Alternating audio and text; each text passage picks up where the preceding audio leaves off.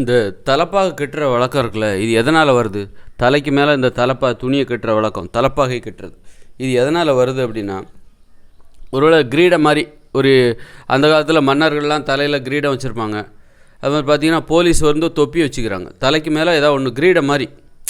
அது ஒரு மரியாதை, தன்னை வந்து மரியாதைப்படுத்தி கொள்வது அப்படிங்கிற ஒரு வழக்கமாக கடந்த காலங்களில் பார்த்திங்கன்னா எல்லா விவசாயிகளும் துண்டு போட்டிருப்பாங்க. அடிக்கடி தலையில் கட்டிக்கிட்டு தான் அந்த சில வேலைகளை செய்வாங்க.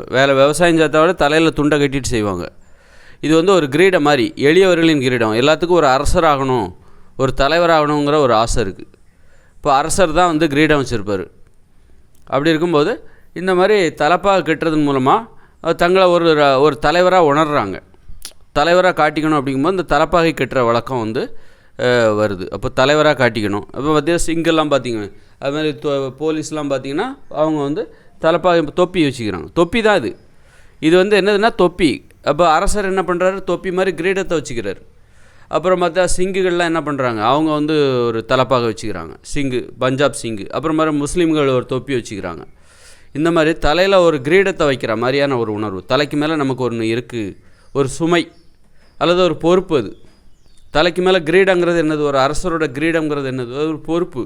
நம்ம இந்த நாட்டை நிர்வகிக்கிறோம், அது மாதிரி ஒரு பொறுப்பை உணர வேண்டும் என்பதற்காக அவர்கள் தங்கள் தலையில் ஒரு கிரீடத்தை வைத்துக் கொள்கிறார்கள். அந்த கிரீடத்தோட வடிவம் தான் வேறையாக இருக்குது. ஒரு அரசரோட கிரீடம் எப்படி இருக்குது, வேறு மாதிரி இருக்குது, அது வேறு மாதிரி இருக்குது. ஆனால் ஒரு போலீஸ்க்கு அவருக்கு ஒரு தொப்பி வச்சுக்கிறாரு.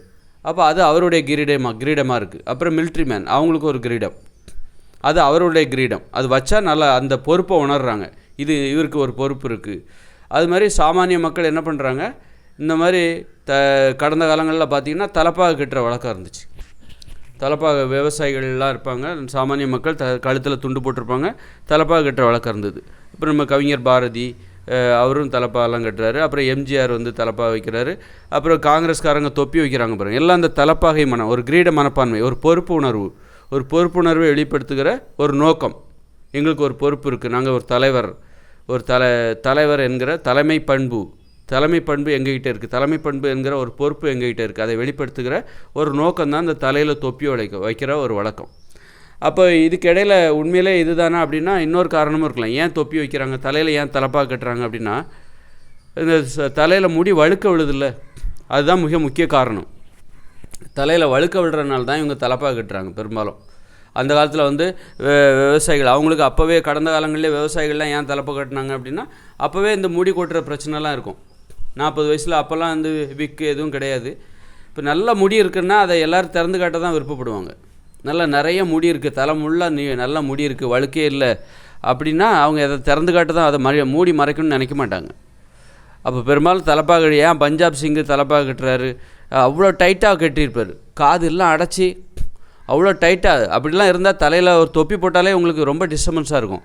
அப்போ அதையெல்லாம் அவங்க ஏன் தாங்கிக்கிறாங்க அப்படின்னா, அவங்களுக்கு தலையில் வழுக்கையாக இருக்கலாம், வழுக்கை பிரச்சனையாக இருக்கலாம்.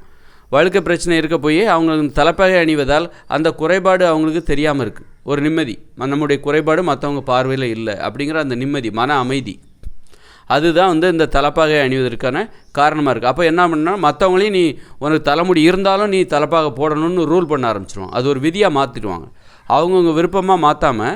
இப்போ பஞ்சாப் சிங்கு வந்து தலப்பாக அணிகிறார், ஒரு தலையில் வழுக்கையாக இருக்கிற ஒருத்தர் வந்து தலப்பாக அணிகிறார், அவர் உடனே ரூல் போட ஆரம்பிச்சிருவார். நம்முடைய பண்பாடு இதுதான், எல்லாருமே தலப்பாக அணியணும் அப்படின்னு ரூல் போட ஆரம்பிச்சிருவார். அப்போ அந்த ரூலுக்கு கட்டுப்பட்டு தலையில் முடி இருக்கிறவங்களும் தலப்பாக போட்டுப்பாங்க.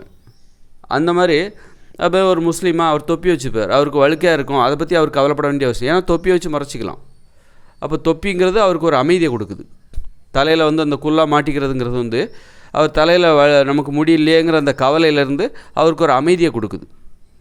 அதனால் வந்து தலப்பாகை அணிவது காரணம். இப்போ எம்ஜிஆர் வந்து அவர் தொப்பி வச்சுக்கிட்டார். காரணம் அவருக்கு கூட முடி உதிர்ந்திருக்கலாம், வழுக்க இருந்திருக்கலாம், அதை மறைப்பதற்காக அவர் இன்னொரு வடிவத்தை வைக்கிறார். அப்போ அவருக்கு ஒரு அமைதி கிடைக்கிது. பார்க்குறவங்களுக்கும் அது ஒரு சிலர் தான் ரொம்ப தைரியமாக வெளிப்படையாக இருப்பாங்க. ரஜினிகாந்த் மாதிரி வெளிப்படையாக இருப்பாங்க. அதனால் வந்து அது எல்லாருக்குமே அந்த இது வராது. அதனால் தலப்பாக கட்டுறது பெரும்பாலும் எதனால் ஏற்பட்டுச்சுன்னா ஒரு குறைபாடு தான். அந்த காலத்தில் மன்னர் கூட ஏன் கிரீடம் வச்சுருப்பார் அப்படின்னா, ஒரு அவருக்கு கூட முடி கொட்டுற பிரச்சனை இருந்திருக்கலாம், வழுக்க தலையாக இருந்திருக்கலாம். அதை மறைக்கிறதுக்காக அவர் என்ன பண்ணுவார், கிரீடத்தை வச்சுருப்பார்.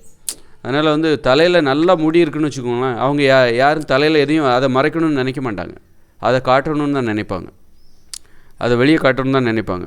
முடி இல்லாத போது தான் கடந்த காலத்தில் ஆண்கள் இந்த மாதிரி நிறைய பேருக்கு இந்த முடி இல்லாமல் இருக்க போய் தான் அதை மறைக்கிறதுக்காக தான் என்ன பண்ணுறாங்க, தலையில் தலப்பாக கட்டுறது, தொப்பி வைக்கிறது. அந்த தொப்பி அப்போ வந்து அதை வந்து ஒரு ரூலாக மாற்றிடுறது. இவங்க உள்ளுக்குள்ளே வந்து அந்த முடி கொட்டுறது, வழுக்கு இதெல்லாம் மறைக்கிறதுக்காக தான் தொப்பி வைக்கிறாங்க. அப்போ எல்லோரும் அப்போ முடி இருக்கிறவங்களாம் தொப்பி வைக்காமல், ஒரு குல்லா போடாமல், முஸ்லீமாக இருக்கட்டும், யாராக இருக்கட்டும், ஒரு பஞ்சாபியாக இருக்கட்டும், முடி இருக்கிறவங்கலாம் அந்த தொப்பி வச்சுக்கிறது இல்லைப்பா, முடி இல்லாதவங்க மட்டும்தான் மண்டையை மறைக்கிறாங்க அப்படின்னா அது தெரிஞ்சு போயிடும். அதனால் எல்லாரையுமே மாட்ட சொல்லு, முடி இருந்தாலும் சரி இல்லைனாலும் எல்லோரும் கம்பல்சரி குல்லா போடு, தொப்பி போடு அப்படின்னு சொல்லிட்டு ஒரு விதிமுறையை போட்டுவிட்டு இந்த மாதிரி குறைபாடுகளை மறைப்பதற்காக தான் இந்த மாதிரி குல்லா அணிகிற வழக்கம் மிக முக்கிய காரணமாக இருக்கிறது. இப்போ நான் அணிகிறதுக்கும் அதான் காரணம். என் தலையிலையும் வந்து முடி கொட்டி போயிருக்கு, கொஞ்சம் வழுக்கு தலையாக இருக்குது. அதனால் அதை மறைக்கிறதுக்காக தான் நானும் இது பண்ணுறேன். பார்க்குறவங்களுக்கு வந்து ஒரு அழகாக காமிச்சிக்கணும்ல, எதுக்காக குளிக்கிறாங்க, ட்ரெஸ் பண்ணுறாங்க, பார்க்குறவங்களுக்கு நம்மளை அழகாக காமிச்சிக்கணும். அதுக்காக தான் நம்ம ட்ரெஸ் பண்ணுறோம், எல்லாமே பண்ணுறோம். ட்ரெஸ் எல்லாம் போட்டு ஒழுங்காக சோப்பு நல்லா சுத்தமாக இருக்கிறோம், அழகாக வச்சுக்கிறோம், உடற்பயிற்சி செய்கிறோம்ல, அது மாதிரி தான் இது. குறைபாடுகள் எதுவும் தெரியக்கூடாது. பார்க்குறவங்க கண்ணில் நம்ம ஒரு குறைபாடு உடையவராக தெரியக்கூடாது, என்கிட்ட ஒரு குறைபாடு இருக்குது அப்படின்னு பார்க்குறவங்க கண்ணில் தெரியாமல் இருக்கிறதுக்காக நம்ம அதற்கான ஒரு முயற்சி தான். பார்க்குறவங்க நம்மக்கிட்ட இருந்து ஒரு அழகான விஷயத்தை பார்க்கணும் அப்படின்னு நம்ம நினைக்கிற ஒரு நல்ல நோக்கம்தான் இது காரணமாக இருக்குது. அதனால் அந்த வகையில் அப்போ அது நமக்கு ஒரு அமைதி. தேவையில்லாமல் ரொம்ப வெளிப்படையாக இருக்கிற அந்த தைரியம் எல்லாத்துக்கும் அது தேவையில்லைன்னு. ஒருவேளை என்ன பண்ணணும், தலையில் முடியை வந்து பாதுகாத்துக்கணும். அப்போ எல்லாருக்குமே அது கவலை தான். எனக்கு இல்லை, அப்படி எனக்கு தலையில் முடியலனாலும் எனக்கு கவலையே இல்லை.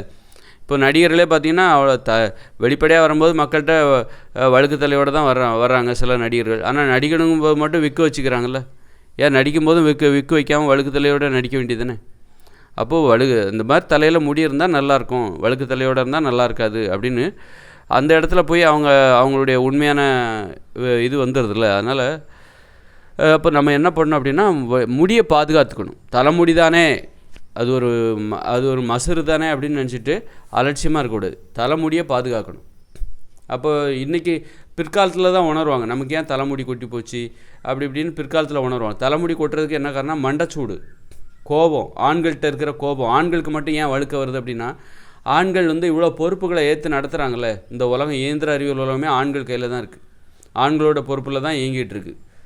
பாருங்கள், எல்லா வேலைகளும் பார்த்திங்கன்னா கட்டடம் கட்டுறது, பெரிய பெரிய தொழிற்சாலை, லாரி, பஸ்ஸு எல்லாம் ஓட்டுறது, கப்பல், விமானம், எல்லா வேலையும் பாருங்கள், கஷ்டமான வேலை எல்லாம் ஆண்கள்கிட்ட தான் இருக்குது. ஆண்களுடைய பொறுப்பில் தான் இந்த உலகமே இருக்குது. அவனுக்கு அவ்வளோ டென்ஷன், குடும்ப பொறுப்பும் அவங்ககிட்ட தான் இருக்குது. ஏன்னா குடும்ப பொறுப்பு பெண்கள்கிட்ட கொடுக்க முடியும். விவரமானவங்கள் யாருன்னா அப்படின்னா இந்த உலகத்தில் ஆண்கள் தான். ஒரு சில பெண்கள் தான் விவரமானவங்களாக இருப்பாங்க. விவரமானவர்களாக இருக்குன்னா சுதந்திரமாக இருக்கணும். ஆண்கள் தான் விவரமாக இருக்காங்க. சுதந்திரமாக இருந்தால் தான் அந்த விவரம் கிடைக்கும். நான் வந்து பொண்ணு அப்படின்னு சொல்லிட்டு நான் சுதந்திரமாக இருக்க மாட்டேன், அடக்க ஒடுக்கமாக இருப்பேன், வீட்டுக்குள்ளே இருப்பேன், நீ வீட்டுக்குள்ளே இருக்கணும், நீ பொண்ணு அப்படின்னு சொல்லி இருக்கும்போது அந்த பொண்ணுங்களுக்கு சுதந்திரமாக இருக்க மாட்டாங்க. அதனால் அவங்களுக்கு அந்த விவரம் இருக்காது, உலக விவரம் இருக்காது, அந்த சுதந்திரமான ஒரு அறிவு இருக்காது. அதனால் அவங்ககிட்ட போய் எப்படி பொறுப்பை ஒப்படைக்க முடியும்?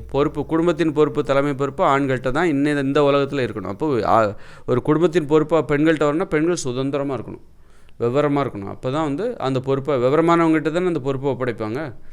அப்படி இருக்கும்போது சும்மா நீ ஐயோ பாவம், ஐயோ கவலைப்படுறாங்கன்னு சொல்லி ஒரு பொறுப்பை அவங்க கையில் ஒப்படைக்க மாட்டாங்க. ஏன்னா பொறுப்புங்கிறது ரொம்ப முக்கியமான ஒரு பாதுகாப்பு சம்மந்தப்பட்டது. அதனால் வந்து ஏன் வந்து ஆண்களுக்கு முடி கொட்டுது அப்படின்னா, அந்த கோபம், மண்டைச்சூடு, பொறுப்பு, அவன் தலையில் அவ்வளோ பெரிய பொறுப்பு இருக்குது. அந்த பொறுப்பு தான் அவன் முடியல, தலைமுடி வழுக்கு. அப்போ எந்த வித பொறுப்பும் இல்லாமல் ஒரு குழந்தையாக அவன் இருந்தான்னு வச்சுக்கோங்க, பொறுப்பு எல்லாத்தையும் பெண்கள்கிட்ட ஒப்படைச்சிருங்க, அவன் நிம்மதியாக இருந்தான்னா அவன் தலைமுடி கொட்டாது. இதுதான் தலைமுடி கொட்டாமல் இருக்கிறதுக்கான. அப்போ இந்த உலகத்தில் வந்து பெண்கள்கிட்ட பொறுப்பை உடைச்சிட்டு ஆண்கள் நிம்மதியாக இருக்க முடியுமா? இது ஆபத்தானது. இந்த உலகம் ஆபத்தானது. இராணுவம், அந்த நாட்டு பிரச்சனை, இராணுவ வீரர்களாக பெண்களை போய் நிப்பாட்ட முடியுமா? நீங்கள் பார்த்துக்கோங்க நாட்டை, நாங்கள் நிம்மதியாக இருக்கோன்னு சொல்லி ஆண்கள்லாம் வந்துட முடியுமா? முடியாது. அப்போது இப்போ பெண்கள்கிட்ட பொறுப்பு ஒப்படைக்கிற இந்த உலகத்தில் சாத்தியம் இல்லை. அப்போது பெண்கள்கிட்ட பொறுப்பு ஒப்படைக்கணும், ஆண்கள் நிம்மதியாக இருக்கணும் அப்படின்னா அதுக்கு என்ன பண்ணணும்? இந்த உலகத்தை எளிமையாக மாற்றி இயற்கையோடு இணைந்த மனித வாழ்க்கைக்குள்ளே போயிட்டேன்னா இந்த உலகம் எளிமையாகிடுதா? அப்போ என்னாகும்? அப்போ பொறுப்பை பெண்கள்கிட்ட ஒப்படைச்சிடலாமா? ஆண்களுக்கு எந்த பொறுப்பும் தேவையில்லை, பெண்களுக்கு உதவி செய்கிறது தான் ஆண்களுடைய வேலை. அப்போ நிம்மதியாக இருப்பான். அவன் மண்டையில் பொறுப்பு இல்லை, மண்டை கோபம் இல்லை, சூடு இல்லை, பெண்களை பார்த்து கோபப்பட மாட்டான், திட்ட மாட்டான். பெண்கள் தான் இப்போ ஆண்களை திட்டுவாங்க. அப்போ பெண்களுக்கு வழுக்க விழுந்துருமானா விழாது. ஏன்னா பெண்களுடைய உடம்பு வந்து குளிர்ச்சியான உடம்பு, ஆண்களுடைய உடம்பு சூடான உடம்பு. பெண்கள் ஏன் கோவப்படுறாங்கன்னா அவங்களுக்கு வெப்பம் தேவை, அதனால தான் கோவப்படுறாங்க. கோபம்னா உடம்பு சூடாகும். பெண்களுடைய உடம்பு குளிர்ச்சியானது, அவங்க கோவப்படணும், திட்டணும், அடிக்கணும், அப்போ தான் அவங்களுக்கு வந்து வெப்பம் கிடைக்கும் உடம்புக்கு. ஆல்ரெடி அவங்க உடம்பு குளிர்ச்சியானது. ஆனால் ஆண் உடம்பு என்னது? சூடான உடம்பு. அவன் வந்து குளிர்ச்சியாக இருக்கணும், அவன் கோவப்படக்கூடாது, அமைதியாக இருக்கணும். அதனால தான் பெண்களுக்கு உதவியாளராக அவனை மாற்றுறோம். இயற்கை விதிமுறை என்ன பண்ணுது? பெண்களுக்கு நீ உதவியாக இரு, பொறுப்பு நீ வந்து தலைவராக இருந்தேன்னா, தலைமை பொறுப்பு நீ ஏற்றுக்கிட்டேன்னா உனக்கு கோபம் வரும், மண்டை சூடு அதிகமாகும், உனக்கு முடி கொட்டி போகும். ஏற்கனவே நீ உடம்பு ஹீட்டான உடம்பு, நீ ஒரு கோபக்காரன். அப்போ மேலே நீ கோவப்பட்டனா உனக்கு உடம்புக்கு அது பிரச்சனையாயிரும். இந்த மாதிரி முடியெல்லாம் கொட்டி போயிடும். முடி கொட்டி போச்சுன்னா இன்னும் கோபம் வரும், பழி உணர்ச்சி வந்துடும், அளவு கடந்த கோபம் வந்துடும், பழி வாங்குகிற உணர்ச்சி, வன்முறை உணர்ச்சிலாம் வந்துடும். அப்போ அதனால் ஆண்கள் வந்து கோவப்படாமல் இருக்கணும், அமைதியாக இருக்கணும், கூலாக இருக்கணும்.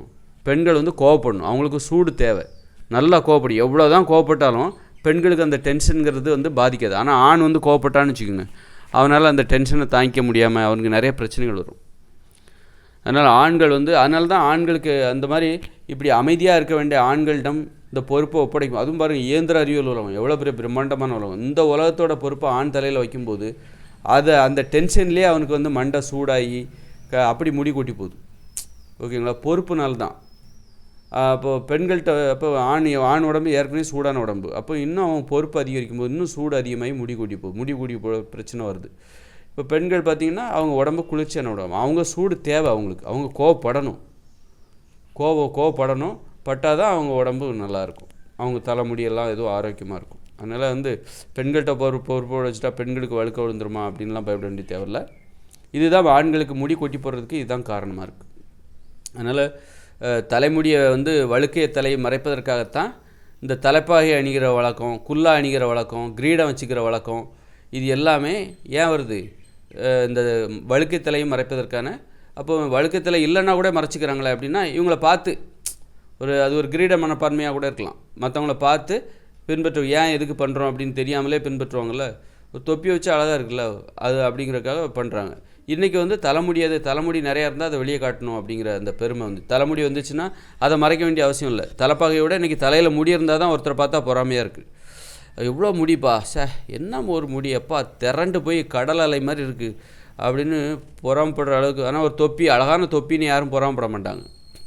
ஒரு அழகான தொப்பி, அழகான கிரீடம், அழகான ஒரு குல்லா அப்படின்னு சொல்லியிருப்பா. அழகான பஞ்சாப் சிங்க்கு எவ்வளோ அழகான தொப்பி பாரு அப்படின்னு யார் இப்போ இன்றைக்கெல்லாம் பார்க்கும்போது என்ன பார்க்குறாங்கன்னா, எப்படி ஒரு ராஜாவே கிரீடத்தோடு இருந்தார்னா, தலை வலிக்காத அவனுக்கு, என்னையா ஆள் நீ, கொஞ்சமாக நிம்மதியாக இருக்கு, கிரீடத்தை தூக்கி வச்சுட்டு போவார். சுதந்திரத்தை தான் விரும்புகிறாங்க. தொப்பி வச்சுக்கிட்டே இருந்தால் அதுவே பெரிய டிஸ்டர்பன்ஸ். அது மாதிரி விக்கு வச்சுக்கிட்டு இருந்தால் அதுவே பெரிய டிஸ்டர்பன்ஸ், ரொம்ப தொல்லை. சொட்ட தலையாக இருந்தால் கூட நான் வந்து தலையில் விக்கு இல்லாமல், தலைப்பாக இல்லாமல் சுதந்திரமாக இருக்குது, அந்த மண்டை வந்து சுவாசிக்கணும், அதுதான் விரும்புகிறாங்க. இந்த சுதந்திரத்தை தான் விரும்புகிறாங்க. அப்போ சுதந்திரமாகவும் இருக்கணும், அதே நேரத்தில் சொட்டத்தலையும் இருக்கக்கூடாதுன்னா இருக்கிற முடியை பாதுகாத்துக்கணும், இருக்கிற தலைமுடியை பாதுகாத்துக்கணும் கடைசி வரைக்கும். அப்படி அந்த இது இருந்துருச்சுன்னா முதுமைக்கும் எது அழகு தெரியுமா? தலையில் முடியோடு இருக்கிறது தான். முதுமையிலையும் ஒருத்தர் அழகாக தெரிகிறாருன்னா அவர் தலையில் முடியோடு இருக்கிறது தான். இளமையிலையும் ஒருத்தர் அழகாக தெரியலை அப்படின்னா என்ன அர்த்தம்? இளமையில் கூட ஒரு தலையை வழுக்கையாக இருந்தால் அது அழகாக தெரியாது. அதனால் வந்து தலைமுடியில் இருக்கிற அந்த குறைபாடு இருக்கல, வழுக்கை தலை, அதை மறைப்பதற்காகத்தான் இவங்க கிரீடம் அணிகிறாங்க, தொப்பி அணிகிறாங்க, தலைப்பாக கட்டுறாங்க. கடந்த காலங்களில் தலைப்பாக கட்டிக்கிட்டு இருப்பாங்க, சும்மா அப்படி சைக்கிளில் போவாங்க, நடந்து போவாங்க, மாடை ஓட்டிகிட்டு போவாங்க, தலைப்பாக கட்டி போவாங்க. தலையில் இருக்கிற அந்த பெண்கள் பார்ப்பாங்கள்ல, அப்போ அவங்க வந்து அவங்களுக்கு கூச்சமாக இருக்கும், வழுக்க தலையோடு இருக்குது. அதனால் அதை மறைக்கிறதுக்காக அந்த காலத்தில் இவங்க தலைப்பாக பார்க்குறவங்களுக்கு அழகாக காமிச்சிக்கணும் அப்படிங்கிற ஒரு உணர்வு தான். பார்க்குறவங்க கண்ணுக்கு நாம் அழகாக தெரியணும், நம்ம குறைபாடை போய் பழிச்சு, அது குறைபாடு தான். தலையில் முடியலைன்னா அது ஒரு குறைபாடு தான். அது ஒரு தாழ்வு மனப்பான்மை ஏற்படுத்தும், அது ஒரு கூச்சத்தை ஏற்படுத்தும். மற்றவங்க வந்து மற்றவங்க கேலி செய்யும்போது நமக்கு தான் கோபம் வரும். அப்போ நமக்கு கோபம் வரக்கூடாதுங்கிறக்காக தான் தலைப்பாக அணிஞ்சு அந்த குறைபாடை மறைக்கிறாங்க. கிரீடம் வச்சு தொப்பியை வச்சு அந்த அந்த குறைபாடை மறைக்கிறாங்க. மறைக்கிறாங்கல்ல. அப்போ மறைக்கிறது மூலமாக எனக்கு தான் அமைதி கிடைக்குது, நமக்கு தான் அமைதி கிடைக்குது, மறைக்கிறவங்களுக்கு ஒரு அமைதி கிடைக்குது. அதனால் அதனால் மற்றவங்களுக்கும் ஒரு அமைதி கிடைக்குது. இப்போ ஒரு தலையில் முடி இல்லாமல் வழுக்கு தலையோடு இருக்காங்கன்னா மற்றவங்களுக்கும் ஒரு பார்த்துட்டு வழுக்கு தலையா டென்ஷன் ஆகுதுல்ல. அப்போ அவருக்கும் டென்ஷன், அவர் சொல்லும்போது அந்த வழுக்கு தலையோடு இருக்கிறவங்களுக்கும் டென்ஷன். அப்போ அந்த டென்ஷனை மறைக்கணுங்கிறக்காக தான் ஒரு தலைப்பாக அணியும் போது பார்க்குறவரும் கேலி பண்ண மாட்டார், அவருக்கும் டென்ஷன் இல்லை. அவர் கேலி பண்ணால் இவருக்கும் டென்ஷன், அந்த டென்ஷன் இப்போ இவருக்கும் இல்லை. அப்போது இந்த மாதிரி தலைப்பாக அணிகிறது ஒரு நல்ல, அது மாதிரி ஒரு தலையில் முடி இல்லையா, தலைப்பாக அணிஞ்சிக்கோங்க. அது மாதிரி எல்லாது தொப்பி போட்டுக்கோங்க. இப்படி மற்றவங்க பார்வையில் நம்ம அழகாக காமிச்சிக்கணும். அதுதான் அடிப்படையான விதிமுறை. அப்போ பார்க்குறவங்களுக்கும் ஒரு அமைதி கிடைக்கும். அழகு தான் அமைதியை தரும், நல்லா தெரிஞ்சுக்கோங்க. அழகு தான் அமைதியை தரும். நீங்கள் அழகாக இல்லைன்னா உடனே அதை குறை சொல்லி கேலி பண்ணுறாங்களா, அந்த கேலி விமர்சனம்லாம் அது ஒரு அமைதியின்மை. அப்போ பார்த்தா அழகாக இருக்குது, சூப்பராக இருக்குது, அது ஒரு அமைதி. அந்த ரசனைங்கிறது ஒரு அமைதி. அழகாக இருந்தால் அழகு அமைதியை ஏற்படுத்தும். அழகு இல்லைன்னா யார் ஒரு வழுத்தலை சொட்டத்தில் அப்படின்னு சொல்லிட்டு பார்க்குறவங்களுக்கும் அது அமைதி இல்லாமல் போகும், அதை கேட்குறது அவருக்கும் அமைதி இல்லாமல் போயிடும். அதனால் பிறருக்கு அமைதியை ஏற்படுத்தணுங்கிறக்காக தான் தன்னை அழகாக காமிச்சிக்கணும். அதுக்காக குறைபாடு இருந்தாலும் அதை மறைச்சிக்கிறது, அது ஒரு குறைபாடு தான். அதை மறைச்சிக்கிட்டு பார்க்குறவங்க கண்ணுக்கு அழகாது. அதுக்குள்ளே வழுக்குத்தலை இருக்குது, அதை யாரும் பார்க்க மாட்டாங்க, கண்ணில் தெரியறது தான் பார்ப்பாங்க.